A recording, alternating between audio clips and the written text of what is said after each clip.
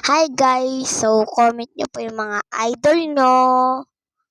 Kasi yung idol ko po si Sabi at Sophia kasi nagagandahan ako sa prank. Tapos dati, niyabangan ko talaga sila. So, nagagandahan kasi ako sa prank nila. Tapos, tuwing upload, ano na agad ako sa kanila, nakapalood, kahit konti pa lang nanonood. Tapos, nakasubscribe na rin ako. So, mag-subscribe na rin kayo kay Sabi at Sophia. Ayun lang, tapos comment nyo rin yung mga idol, no? Ayun lang, bye. So, yung pinalood ko sila, yung bago ko sila napalood, sa mga 2021 siguro, yung mga 2022.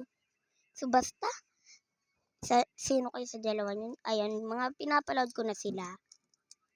Tapos, ayun, nagandahan na ako. Uy, ubos na yung oras, mamaya na lang muna.